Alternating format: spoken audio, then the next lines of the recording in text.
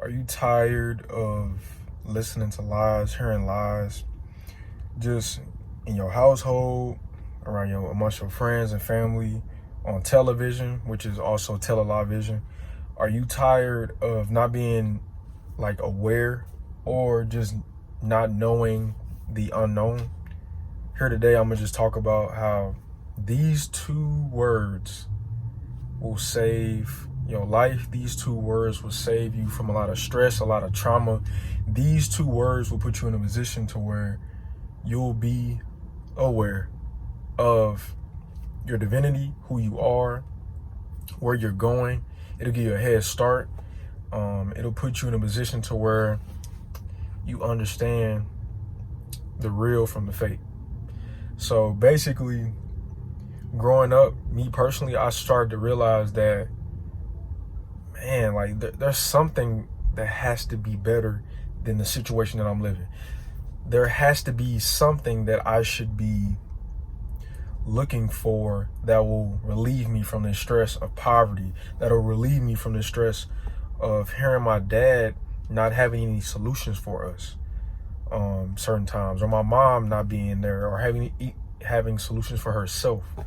And so this is a touchy topic for me, and I spoke about this before, but I'm just framing it in a different way, because a lot of this in life, all of it is really simplistically complex in terms of we have already had enough information.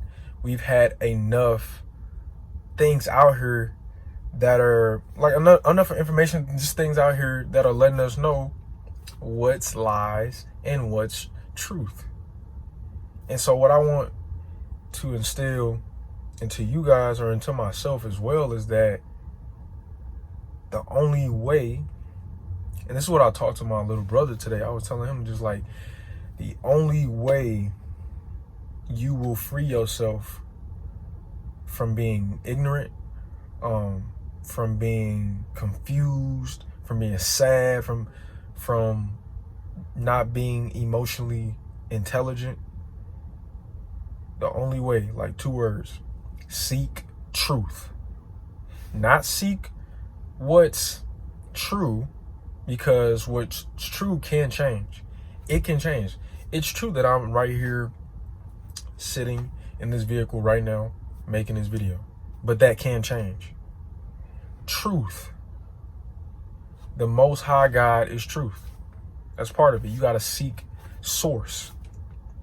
What are some characteristics of source? I mean, even if you're not a religious person, or if you don't read religious books or anything like that, just look around you. Look at what's already been here, and that's been here for centuries, decades, hundreds and thousands of years. Seek out those things, because that's true. Those things are what's true. Seek out the characteristics. Look at them. Just I use the analogy of just a tree, and how it grows, how it blossoms, and how it's firm and 10 toes down, per se. And it's in a position to where you can't bend, break, or fold it, unless the Most High God, changes the season, or causes the season to cause a storm or something like that, and it's vanished and it's gone.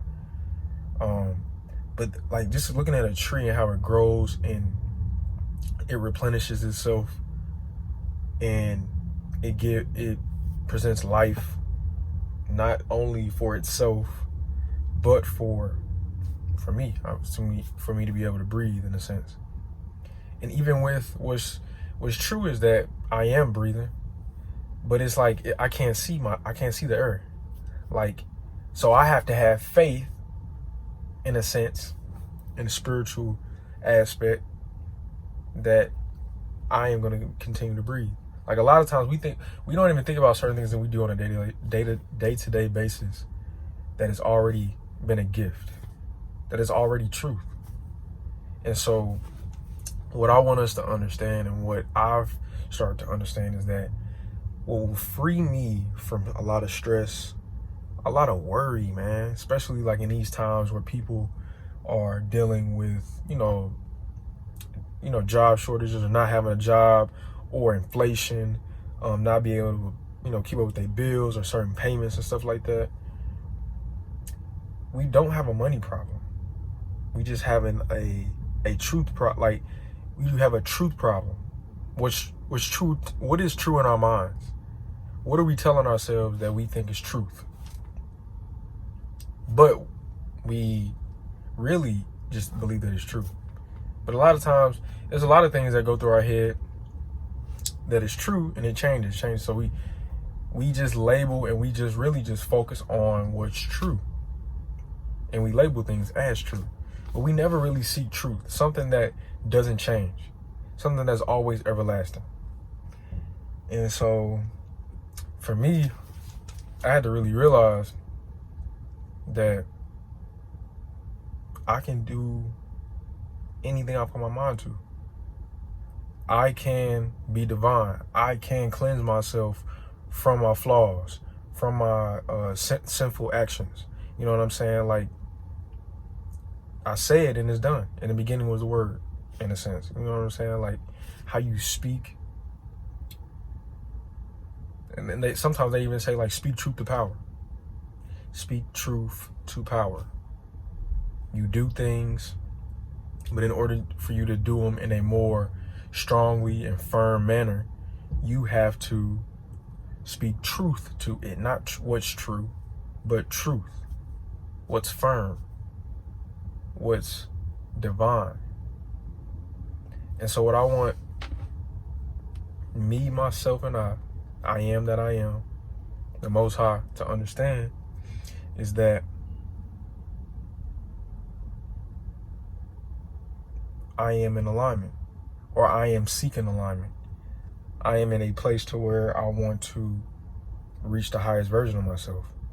And so what I instilled into my brother this morning was to seek truth. The truth shall set you free, as they say. That may, like, and I think sometimes with people, when they hear truth, they like, okay, the truth will set me free. Okay, it'll set me free. I'm gonna have a lot of riches. I'm gonna be in a big house. If I be honest, I'll do the right thing. My blessings are gonna come. Just don't let what this physical and worldly realm paint in your mind. Don't let it paint what's truth. It's only painting what's true to you, and what's true to them, and what they trying to paint in your eyes and in your mind, and what they're trying to program into you. You know what I'm saying? Government means control the mind. You know what I mean? We have to start thinking for ourselves. That's something that I started to really realize. If I start to think for myself, think for thyself, I'll start to get closer to God. I'll start to get closer to myself physically, mentally, and spiritually. I'll start doing God's work. And what we don't understand is what's very truth. What is truth is that doing God's work through our walk, becoming the highest version of ourselves. Because if we do that, we can we'll gravitate towards things that are a replica of us being the highest version of ourselves, or what is the highest version of yourself. To be, to do, to have. I will not have the fruits of my labor physically or spiritually in this realm if I am not being who I am called to be, because you'll then understand to continue to be who you are based on whose you are, which is Source, the Most High. This is a replica, or like this was at one point a work in progress to create heaven on earth, and we've lost sight of that. The law of polarity. Have you ever seen a one-sided piece of bread? No. A lot of people answer that question talking about the butt bread of it. No, it's two sides to it. Have you ever seen a one-sided piece of paper? No. There's two sides to it. We need the good and the bad, the love and the hate, to know how valuable what good is, to know how valuable what love is. So we have to understand that, like, this is not necessarily like testing you, but it is affirming your walk. It is affirming your divinity. So you have to be willing to go through it, to grow through it, and get the fruits of your labor. It's that simple. So, like, the 2 words I left my brother: seek truth, bro. Like, seek truth. And it will for sure lead you to the unforeseen, undiscovered, unanswered answers that may have life haven't answered for you yet. What may have our parents, our friends, our family, our coworkers, teachers in school, they may have not answered for you yet. Influencers, celebrities, all that. Nah, bro, it's all within you. And sis, it's all within you. So seek truth. I appreciate y'all for tuning in. Do as you please with this video. Like, comment, subscribe. And I'll see y'all next video. All love.